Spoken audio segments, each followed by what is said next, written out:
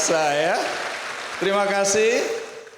Saya bahagia sekali bisa berada di kampus Universitas Terbuka. Dengan mahasiswa yang di luar dugaan saya, ternyata generasi muda semua ini kelihatannya ya. Termasuk yang di depan. Kita berikan aplaus yang meriah untuk Universitas Terbuka.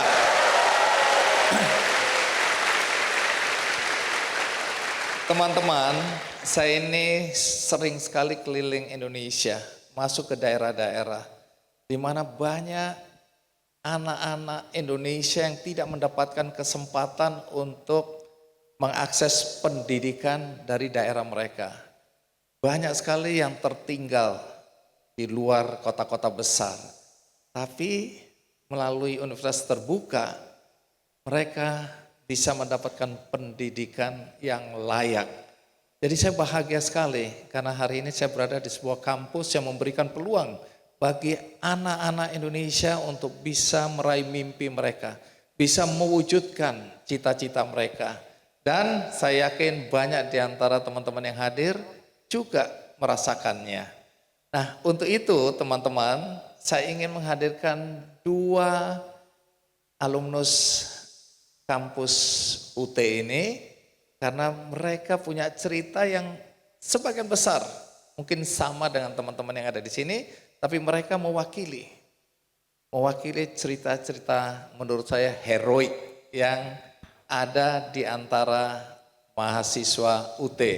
Nah, siapa tamu kita hari ini teman-teman? Kita sambut dengan meriah sekali alumnus UT yang bernama Alvin Novem Yanto.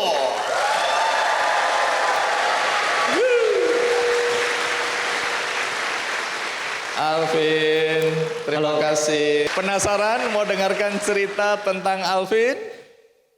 Penasaran? Penasaran? Oke, baik, silakan duduk Alvin. Alvin, pertama tentu teman-teman yang belum mengenal kamu ingin tahu kamu ini aslinya dari mana? Saya berasal dari Sragen, Jawa Tengah. Jadi kalau umur berapa sekarang umur? Umurnya alhamdulillah masih muda, yaitu 24 tahun. 24. Kamu lulus tahun? Kalau dari UT 2022. Baik, 22 tahun lulus. Ya, benar. S1. S1. Jurusan apa waktu itu? Kalau di Universitas Terbuka, Alvin dari Ilmu Hukum. S1 Ilmu Hukum. Oh, ada sporternya. Oke. Terus sekarang kamu udah kerja atau melanjutkan kuliah? Jadi setelah dari Universitas Terbuka, saya melanjutkan kerja, terus alhamdulillah nyoba beasiswa dari LPDP, dan sekarang saya menjadi mahasiswa di Universitas Gadjah Mada.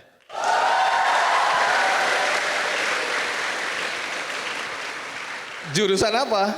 Untuk jurusan masih sama, yaitu Magister Hukum Bisnis dan Kenegaraan. Ini menyemangati diri sendiri ya. Satu hari aku akan menuju ke sana juga bagi yang belum. Baik, tapi aku lihat kamu punya prestasi yang banyak sekali nih ya. Lulusan S1 terbaik di UT. Alhamdulillah. Betul? Ya. Jadi IP kamu berapa dulu? Alvin alhamdulillah lulus dari Universitas Terbuka dengan IPK 3,98.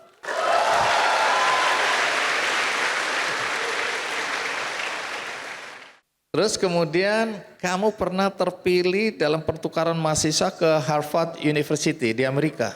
Iya, jadi alhamdulillah pada saat itu ada pembukaan pada saat COVID itu kan ada MBKM. Nah, kemudian dari Prodi itu memberikan rekomendasi kepada saya untuk mendapatkan beasiswa IC Institute dari Kemendikbudristek, dan alhamdulillah saya mendapatkan kesempatan di Harvard dan di Tsinghua University Chinese selama 1 semester. Terus kemudian terpilih sebagai salah satu duta inspirasi Indonesia. Ya. Kemudian Outstanding Influencer of the Year ya by ILAA India, itu apa maksudnya? Jadi itu sejenis International Leadership Achieve Award. Jadi karena itu kan ada event bergengsi dari India, kemudian Alvin mencoba dengan mengirimkan CV Alvin dari kuliah dari Universitas Terbuka dan kemudian dipilih menjadi Outstanding Influencer seperti itu, Mas Andi. Baik. Masih banyak Alvin, tapi kalau kita sebutkan bisa 7 hari 7 malam nggak selesai ini. Ya. Dan memenangkan banyak sekali atau ratusan ya kompetisi-kompetisi yang kamu ikutkan. atau Alhamdulillah. kamu ikuti ya, dan kemudian juga menjadi pembicara di berbagai event ya. Ya, Orang tuamu pendidikannya apa? kalau keluarga, alhamdulillah saya dari keluarga yang sangat sederhana. Saya dari broken home teman-teman, kemudian saya ikut ibu. Ibu saya untuk pendidikan hanya SMP, seperti itu Pak. Jadi sangat rendah kalau untuk di pedesaan yang daerah pelosok. Oh, jadi ayah ibumu berpisah. Ya, Kamu ikut ibu dari kecil. dari sejak lulus SD 2011, Oke, pendidikan ibu SMP. SMP. Ibumu single parent ini ya. Yes. Itu harus menghidupi berapa anak itu? Alvin 3 saudara, ada kakak perempuan, Alvin, kemudian adik perempuan juga. Ibu pekerjaannya apa? Ibu hanya seorang pemulung. Jadi kalau untuk profesi ibu itu, jadi beliau itu dari jam 1 pagi sampai jam 7 pagi itu beliau harus mencari sampah yang bisa dikelola ibu. Seperti itu. Kemudian di jam selanjutnya ibu istirahat dan kemudian ibu balik ke rumah. Jadi gini teman-teman, karena kan kita kan dari keluarga yang sangat sederhana. Kita itu dulu pada saat bisa dengan bapak, kemudian kita untuk memutuskan untuk ngekos gitu Mas Andi. Jadi ngekos dan ibu kan berprofesi cuma sebagai tukang rosok, dan ternyata rosok itu dikumpulkan di kos ibu dan itu ternyata mengganggu, kemudian kita diusir. Kemudian kita ngekos lagi, pindah kos lagi dengan ukuran cuma 2x3 itu buat 4 orang teman-teman. Kita kan udah memutuskan untuk ngekos di ukuran 2x3 itu tadi. Kemudian ibu memutuskan untuk membangun gubuk rosok itu di pinggir rel. Kayak gitu, dan beberapa bulan ke depan itu kemudian gubuk ibu digusur karena kan itu juga ada pembangunan. Dengan adanya hal tersebut kemudian ibu memutuskan untuk ngekos dan itu hanya untuk dikelola sampah-sampahnya. Dan jadi kalau ibu tadi setiap hari tidurnya di kos tersebut yang hanya bisa mengelola sampah, dan itu kalau aku pikir tempatnya itu tidak layak untuk dipakai karena banyak sekali kecoa, tikus, bahkan serangga-serangga yang lainnya itu bisa berkeluyuran lah ibaratnya kayak gitu. Kerjanya itu dari jam 1 pagi sampai jam 7 pagi, kemudian balik ke rumah itu sekitar jam 11, cuma ngasih makanan. Itu pun kalau ngasih makanan ya Mas Andi, kadang tuh ibu sempat menitipkan kertas kecil tuh kayak, maaf ya hari ini ibu nggak masak, kayak gitu. Jadi ibu ini, tunggu dulu. Saya jadi ingat ibu saya. Hampir sama kita nasibnya. Jadi ibumu itu bekerja pada malam hari sampai pagi hari. Ya seperti itu. Jadi kalian tinggal sendiri, ibu tinggal di gubuk waktu itu. Ya ibu kalau dulu itu pas di gubuknya di pinggir rel itu Pak. Seperti itu. Jadi kalau kamu bisa mengingat kembali, sesulit apa masa-masa di mana kamu tumbuh dan berkembang sementara tanpa ibu, karena ibu harus mencari nafkah sebagai pemulung. Ya jadi mungkin kalau teman-teman tahu juga, kan kita kan juga dari keluarga yang mungkin sederhana gitu kan. Kadang kita juga harus makan hasil mulungnya ibu itu. Jadi kayak mungkin ada makanan sisa terus dibawa ibu. Emang perjuangannya itu sangat menyedihkan mungkin karena selalu direndahkan juga sama masyarakat kayak gitu. Jadi ya terharu kalau mengingat masa-masa yang dulu. Tentu kami semua di sini bertanya-tanya ya, bagaimana mungkin anak seorang pemulung ya yang harus menghidupi anak-anaknya dengan situasi dan kondisi seperti tadi. Lalu kamu kok bisa sekolah sampai setinggi ini? 2017 Alvin lulus SMA, kemudian Alvin untuk melanjut, habis itu Alvin kerja 1 tahun, habis itu di tahun 2018 Alvin dinotis sama guru SMA, Alvin kamu nggak kuliah ya gitu kan Mas Andi. Terus ya Bu saya nggak kuliah. Kok kamu nggak kuliah gimana sih, kan kamu pinter gitu kan. Ya udah deh, habis itu saya dipanggil sama guru SMA aku dan ternyata di SMA itu dapat surat undangan kalau di UT itu pembukaan beasiswa bidik misi.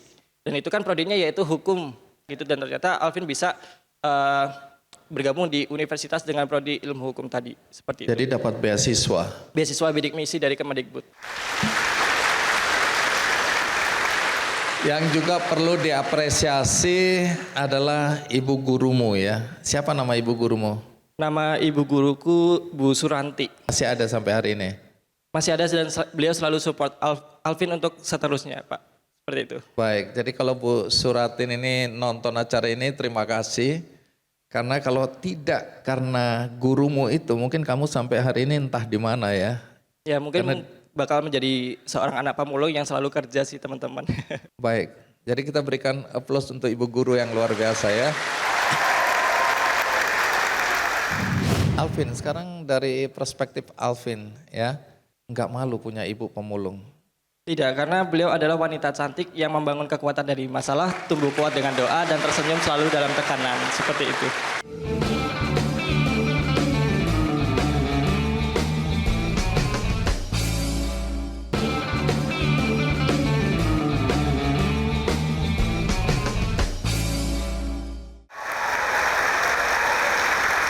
Ibumu masih ada sampai hari ini? Alhamdulillah, ibu sangat sehat, Sangat sehat. sangat sehat. Masih memulung atau sudah berhenti? Ibu masih bekerja dengan profesinya yaitu seorang pemulung, Mas Andi. Nah, tunggu dulu Alvin. Kakakmu ada yang sudah bekerja tidak? Kakak bekerja, Kamu sekarang kuliah, ya Alvin dapat kuliah. beasiswa. Itu artinya kan kamu dapat uang saku. Alhamdulillah. Kalau begitu kenapa ibumu masih memulung sampai detik ini?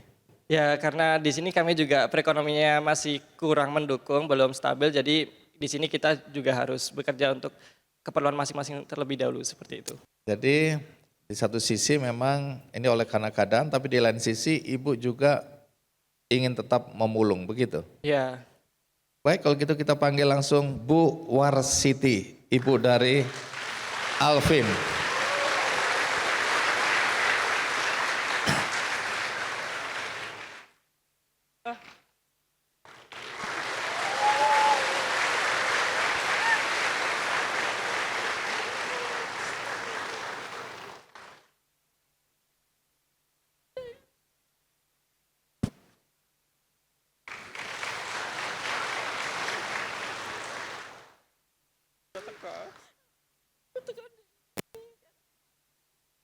Aku dijemput Mbak Vi.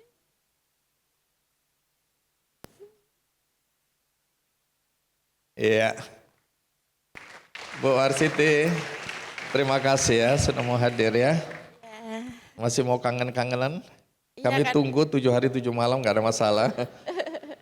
Aduh, saya juga nangis jadinya Bu, suaranya serak. Bu Warsiti ya, Iya, masih memulung Bu. masih.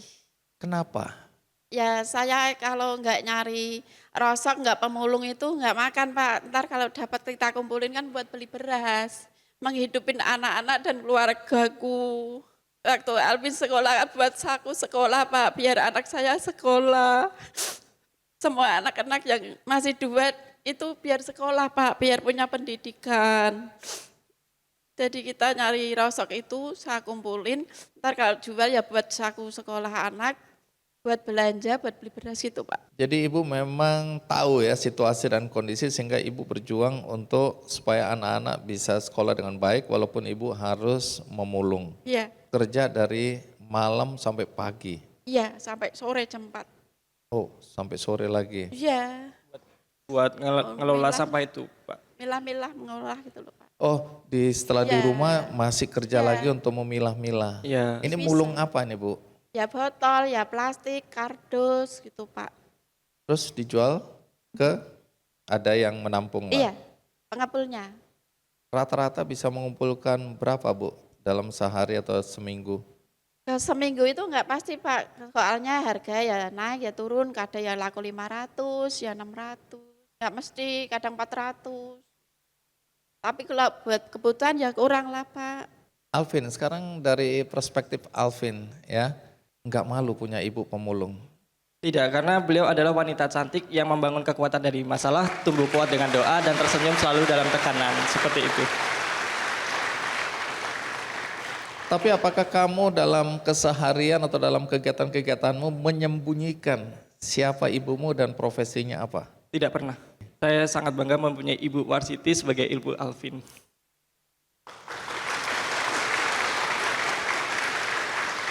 Apa yang kamu kagumi dari ibumu? Karena beliau selalu memberikan yang terbaik untuk anak-anaknya, jadi rintihan dan keringat beliau itu adalah semangat hidupku, seperti itu. Mas Andi. Baik. Jadi Ibu, sekarang Ibu bisa lihat Alvin ya, Iya, sudah mau S2. iya. Ibu tahu S2 itu apa Bu? Nggak tahu, Pak. Pokoknya hebat gitu aja Bu Iya. ya. Saya Iya. nggak ngerti apa-apa, Pak. Kalau nggak dikasih tahu dari anak saya nggak tahu. Oke. Bagaimana perasaan Ibu melihat Alvin hari ini? Saya seneng, Mbak, kagum. Makanya saya senang banget senang kalau anak.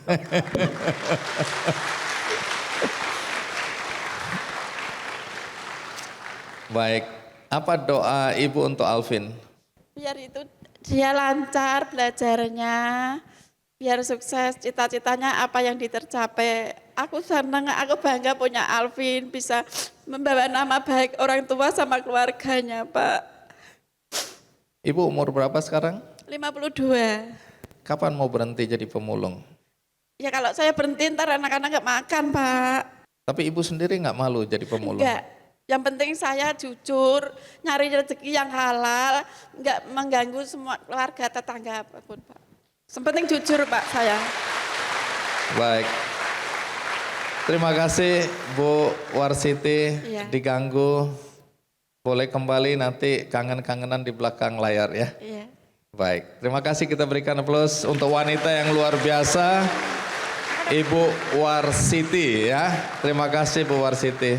Alvin, saya dengarkan kamu sekarang banyak kegiatan ya, jadi juri, jadi pembicara, kemudian ikut berbagai kompetisi, aktif dalam kegiatan sosial ya. Ya. Nah, di luar sana Alvin, masih banyak anak muda, anak Indonesia yang mungkin latar belakangnya seperti kamu ya, dari keluarga yang relatif kurang mampu, kemudian berjuang untuk bisa mendapatkan pendidikan yang layak, tapi bisa juga mereka tidak punya keberanian dan tidak punya mimpi yang tinggi untuk bisa seperti kamu hari ini. Adakah sesuatu yang bisa kamu sampaikan untuk memberikan dorongan semangat bagi anak-anak Indonesia dimanapun berada yang saat ini tidak berani bermimpi besar karena kondisi dan situasi ekonomi di keluarganya? Dari Alvin, jangan pernah bunuh mimpimu hanya karena faktor ekonomi. Ingat, siapapun bisa jadi apapun. Jadilah versi terbaikmu setiap hari, karena badan boleh lelah, mata boleh basah, tapi hati tidak boleh menyerah. Kamu tidak perlu hebat terlebih dahulu untuk memulai, akan tetapi yang perlu kamu lakukan adalah memulai untuk menjadi hebat. Semakin tinggi mimpi yang kamu punya, semakin besar juga pencapaian yang akan kamu dapat. Dan tidak ada mimpi yang terlalu tinggi untuk dicapai, yang hanya ada niat terlalu rendah untuk melangkah. Seperti itu.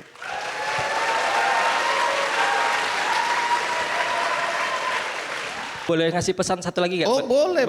Oke, jadi... Berdiri sini, kamu di tengah sini. Oke, kalau pesan dari Alvin buat teman-teman mahasiswa UT, bukan di mana kita sekolah atau kuliah, tapi di mana kita bisa mencari hikmah dan berkah. Bukan karena gengsi atau mencari sensasi, tapi galilah potensi untuk meningkatkan prestasi. Seperti itu. Baik, sekali lagi kita berikan aplaus untuk Alvin. Terima kasih Alvin. Makasih Mas Andi. Tetap di sini dulu. Setelah ini saya mengundang juga lulusan UT, tapi ini lulusan Korea.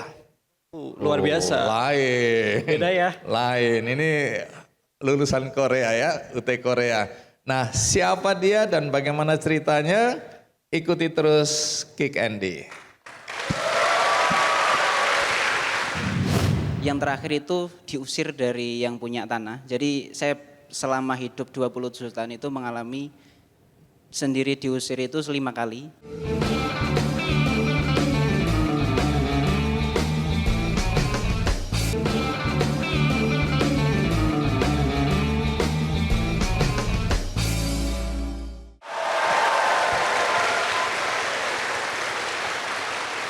Ya, tadi kita sudah dengar cerita tentang Alvin ya. Bagaimana perjuangan dia, bagaimana perjuangan ibunya sebagai orang tua tunggal. Dan berikutnya ada cerita menarik juga mengenai alumnus UT. Namanya siapa? Namanya Adi Latif Masudi.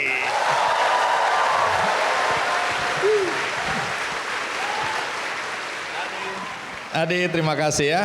Silakan nyapa teman-teman yang hadir di sini dan siapapun yang mungkin menonton acara ini di luar sana. Halo, annyeonghaseyo 여러분. Oke, ternyata sudah tahu bahasa Korea Mas Andi. Oh itu bahasa Korea tadi? Iya, itu tadi salam dari bahasa Korea. Oh, coba diulang lagi, aku pikir bahasa... Annyeonghaseyo yorobun. Oke, salam kenal. Nama saya Adilati Masuti dan saya dari Blora. Saya alumni UT Korea Selatan. Terima kasih. Oke, silakan duduk Ade. Baik, Ade, jadi benar ya, kamu lulusan UT Korea. Iya, betul Mas Ini Andi. Korea Utara atau Korea Selatan? Saya lulusan Korea Selatan. Korea Selatan ya. Tunggu dulu, kok bisa berada di Korea?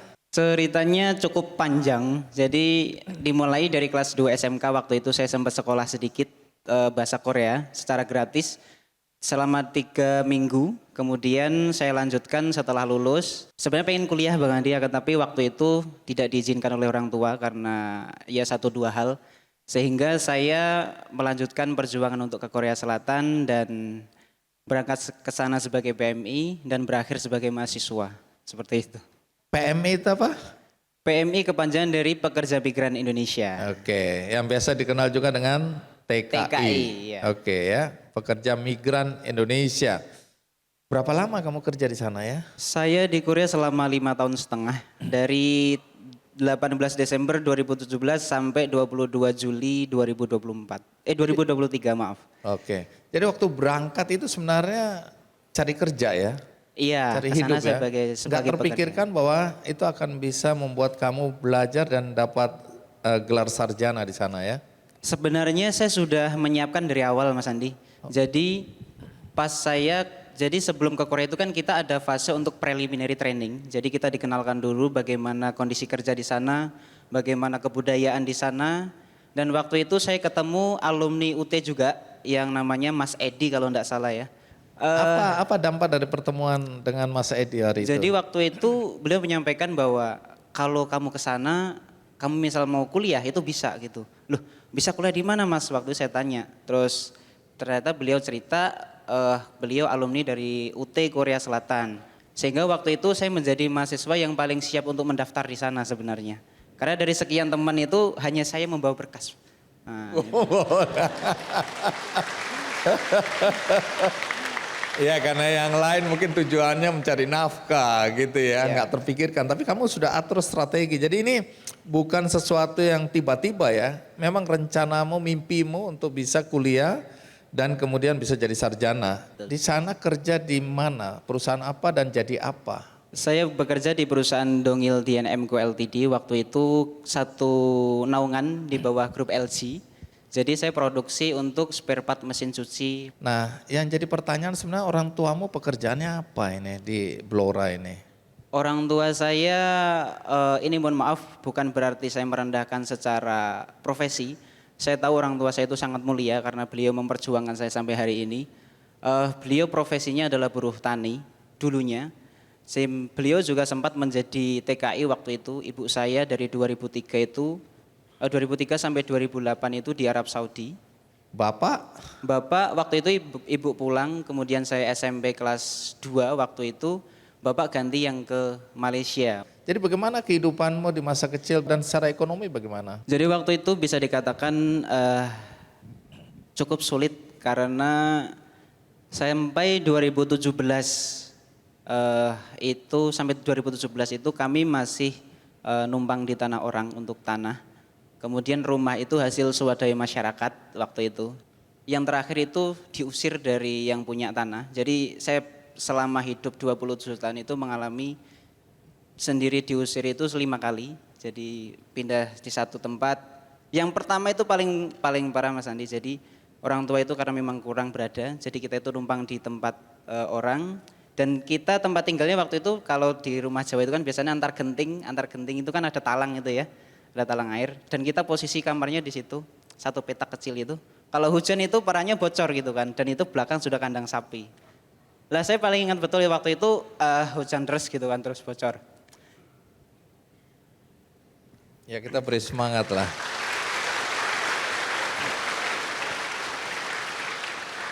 Tapi ya itulah, sudah nanti saya makin terbawa. Singkat cerita itu terus kemudian 2017 itu pada intinya saya bertekad bahwa Nah, dulu saya itu kenal profil Pak Khairul Tanjung ya. Jadi beliau itu mengeluarkan statement dalam bukunya yang Anak Singkong itu bahwa pendidikan adalah satu-satunya jalan untuk memutus rantai kemiskinan. Jadi saya pegang kuat itu dan sampai hari ini selesai. Terima kasih karena dari awal kami udah nangis. Jadi kamu tidak mengajak kita menangis lagi ya. Kamu kerja di Korea. Ini menyingkat supaya kamu nggak nangis lagi nih. Iya, jangan digiring ke sana Bang Adi. Iya. Tolong. Tapi di Korea ada adegan sedih lagi nggak nih? Kalau enggak kita akhiri terima kasih gitu ya. Enggak, momen di Korea itu momen Momen kebangkitan. Iya, momen nah, kebangkitan kalau gitu gitu. langsung ke Korea aja. Waktu berangkat ke Korea umurmu berapa? 19 tahun. Kamu lulus jurusan apa? Saya manajemen bisnis, manajemen. Pekerjaan sekarang apa? Sekarang saya menjadi petani Bang Andi. Petani apa? Petani melon premium. Tunggu, nanti kita usut korelasi manajemen bisnis dengan melon ini ya. Walaupun gak sombong kali kamu ini. Melon premium ya, nanti Iya. kita cek. Tapi saya ingin ke Pak Rektor, karena kebetulan Pak Rektor hadir di sini ya. Pak Rektor, Profesor Ojat Darojat M. Bush, PhD ya. UT itu lahir tahun berapa ya? UT lahir pada tanggal 4 September 1984. Jadi Oh, 40 tahun yang lalu. Kalau UT ini kampusnya sekarang di Indonesia ada berapa ya? Kita punya kantor UT Pusat yang berlokasi di Pondok Cabe di sini.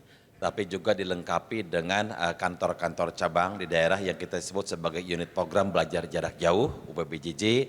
Sekarang disebut sebagai UT daerah 39, tersebar di 37 provinsi di seluruh Nusantara. Tapi dilengkapi dengan satu kantor untuk melayani mahasiswa UT luar negeri. Jadi jumlahnya ada 40 kantor cabang. Saya membayangkan UT itu mahasiswanya itu ASN, ya pejabat, bupati, gubernur atau tokoh-tokoh sosok-sosok yang kita kenal yang sesudah dia bekerja ya, kemudian ingin menambah ilmu dan ingin mungkin mendapatkan gelar sehingga masuk, dan bayangan saya itu kan ya orang yang sudah kolonial lah ya. Ternyata saya kaget ini. Ini mahasiswa beneran atau bayaran ini Pak? Kok muda-muda sekali. Jadi siapa yang belajar di UT ini? Yang ada di pikiran Bang Adi itu tidak seluruhnya salah. Dulu ketika di awal-awal UT didirikan memang mahasiswa UT banyak didominasi oleh orang-orang tua. Termasuk tadi orang-orang yang sudah bekerja mengerti sebagai PNS dan lain-lainnya.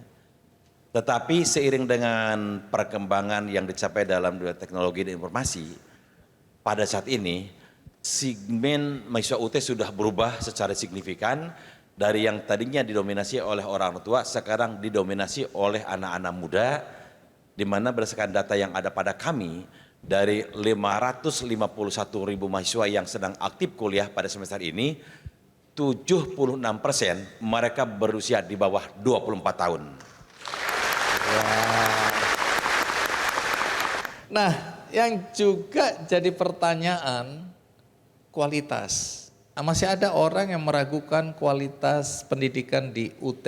Bagaimana Rektor menjawab pertanyaan ini? Salah satu kendala atau tantangan yang kita hadapi dalam penyelenggaraan pendidikan jarak jauh terkait dengan persepsi umum yang berkembang di masyarakat bahwa pendidikan jarak itu sebagai second rate education. Mereka tidak yakin dengan kualitas hasil lulusan yang akan dicapai oleh perguruan tinggi jarak jauh. Dan itu di awal-awal.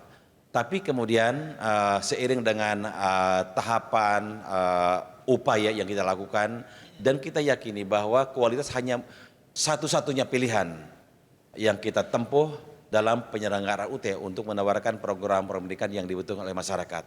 Jadi kita sangat fokus, kita mengadopsi dan kita melakukan yang disebut sebagai sistem penilaian kualitas atau Simintas UT di bawah koordinasi Pusmintas.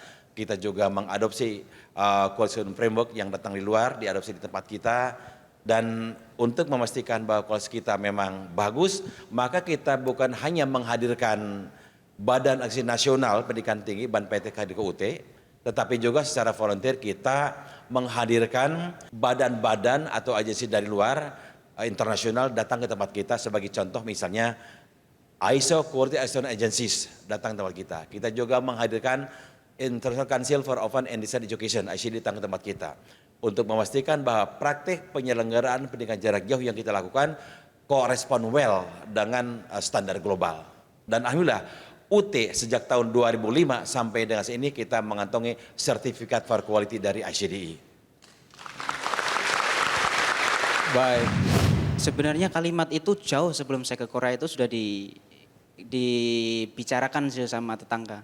Karena berangkat dari orang kurang berada itu memang benar itu salah, salah apalagi seperti itu.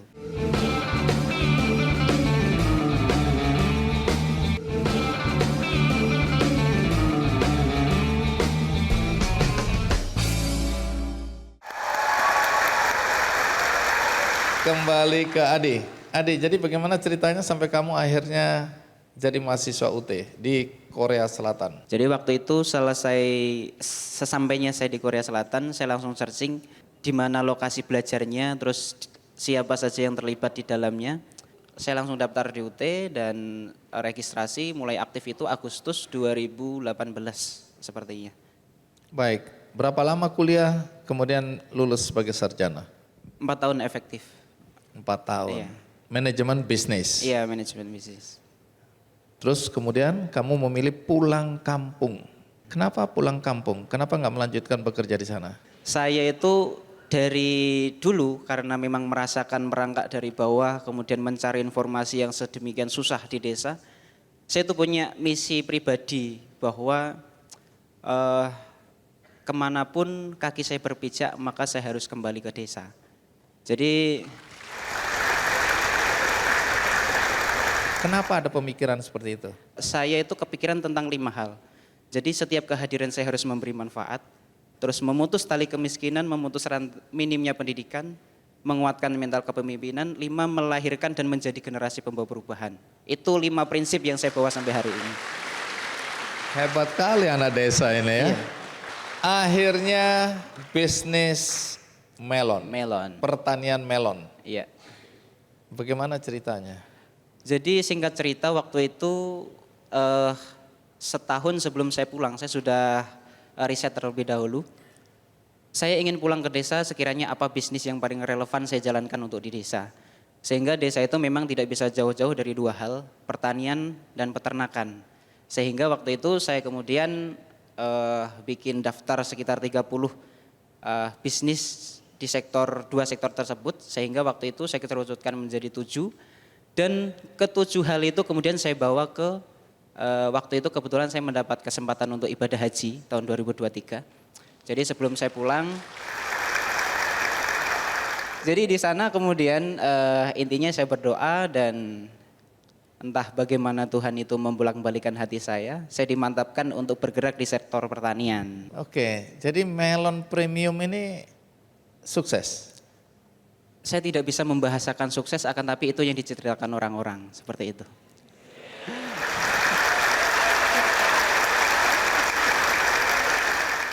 Tapi apa kata orang-orang desa ketika lihat, lah ini sekolah tinggi-tinggi, sarjana, wah namanya juga manajemen bisnis, ujung-ujungnya jadi petani. Bagaimana reaksi masyarakat dan orang tuamu?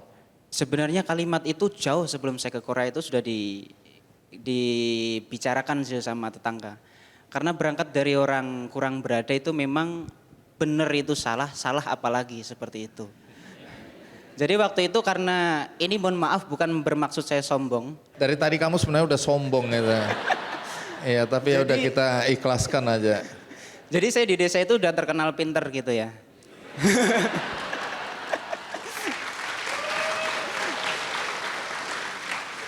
Terus? Jadi karena udah terkenal pinter itu judgement itu udah muncul di ibu-ibu yang memang agak berseberangan dengan orang tua saya. Ah itu pinter-pinter juga gitu juga paling toh nanti seperti orang tuanya seperti itu kan. Dan sama ketika saya pulang dari Korea dengan meskipun dengan gelar sarjana dan lain sebagainya, ada saja yang diomongkan gitu. Kita susah diomongin, kaya diomongin. Oh maaf bukan kaya, maksudnya sedikit berada lah hari ini itu. Itu diomongin juga gitu. Jadi mulai tambah sombong gitu kan. Ini mulai diomong juga, ini ngapain sekolah tinggi-tinggi sampai luar negeri pulang cuma jadi petani seperti itu. Jadi apa mimpi yang ingin kamu wujudkan ke depan? Mimpi terbesar saya adalah karena saya ada di desa perbatasan Bang Andi. Misi utama saya mendirikan kebun di Girly Farm itu, lebih tepatnya di desa Sumberjo itu kan memang kita itu desa perbatasan. Jadi saya pengen itu desa-desa perbatasan itu lebih diperhatikan oleh pemerintah sebenarnya. Karena potensi itu sebenarnya ada di mana-mana. Desa sebenarnya punya potensi yang sama. Girly Farm itu lahir 2023. Girly Farm ini punyamu itu? Iya, perusahaan saya namanya Girly Farm Indonesia. Jadi Girly Farm itu lahir 2023. Sebelum 2023 itu sudah ada kebun durian, kebun kelengkeng, dan lain sebagainya. Potensi petik buah itu luar biasa banyak. Akan tapi karena tidak ada yang menggarap, lesu kan pasar untuk arah ke sana. Akan tapi barokahnya dengan ada Girly Farm Indonesia hari ini, setiap kita panen pasti ada saja orang yang berkunjung. Karena kita full jual di tempat. Orang datang petik, timbang, bayar uangnya untuk saya, seperti itu. Agrowisata lah ya. Iya. Jadi desanya hidup.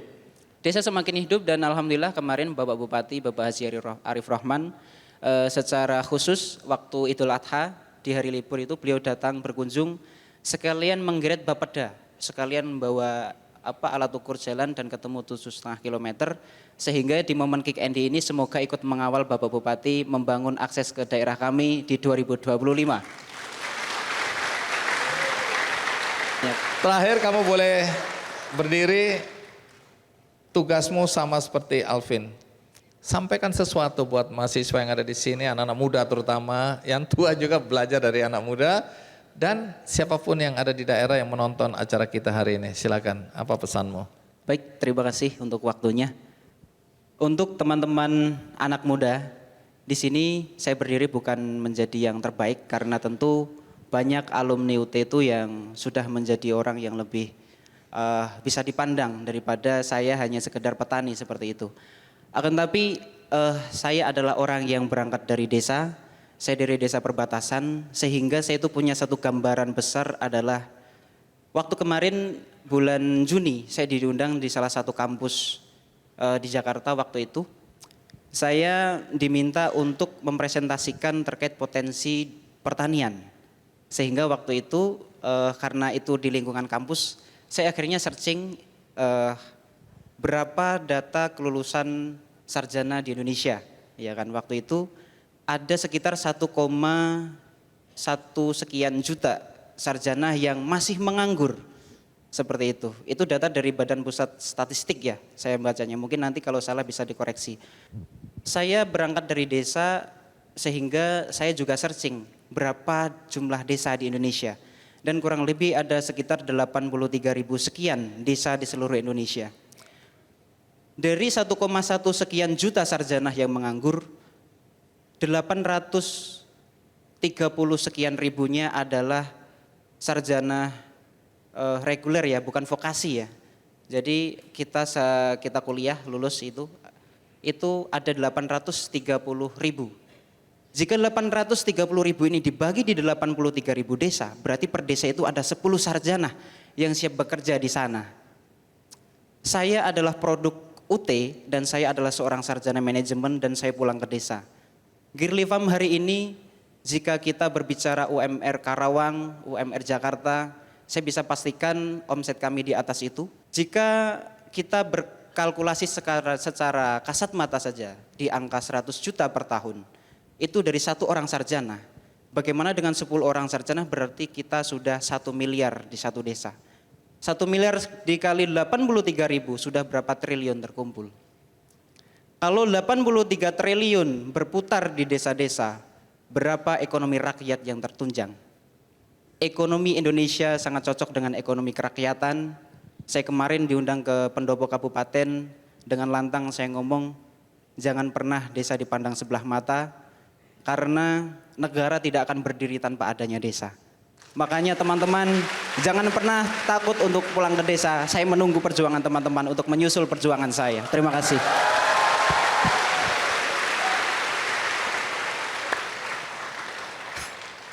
Desa adalah masa depan Indonesia. Baik, terima kasih Adi. Bagi teman-teman yang tidak bisa mengikuti episode tadi dari awal, jangan khawatir karena bisa nonton acara atau tayangan ulangnya di metrotvnews.com. Juga ada cuplikannya di channel YouTube Kick Andy Show. Dan bagi Anda yang ingin berbuat baik tapi tidak tahu harus berbuat apa dan kepada siapa, maka saya hanya ingin menceritakan satu kisah tentang Muhammad Ian Ramadan. Jadi dia ini seorang pemuda tunanetra di desa Lerotatari, Donggala, Sulawesi Tengah yang ingin melanjutkan kuliahnya. Jadi walaupun dia tunanetra, dia ingin terus menambah pendidikan. Saat ini dia sekolah di kelas 3 sekolah luar biasa.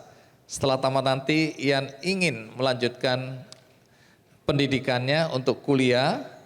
Dan dia ingin sekali bisa diterima di Universitas Negeri Makassar jurusan pendidikan luar biasa. Karena memang kampus ini menerima mahasiswa penyandang disabilitas tunanetra juga ya. Cita-citanya ya sederhana untuk memberdayakan dirinya menjadi guru di sekolah luar biasa.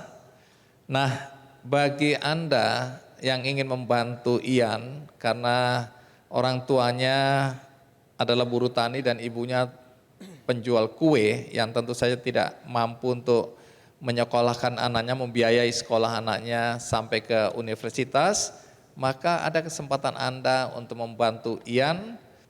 Bagi Anda yang tergerak hatinya dan ingin membantu Ian, silakan klik benihbaik.com. Di situ ada penggalangan dana untuk Ian dengan judul Wujudkan Impian Ian, seorang pemuda tunanetra penuh prestasi yang ingin melanjutkan kuliah. Akhirnya semoga episode kali ini memberikan inspirasi bagi kita semua. Sampai jumpa.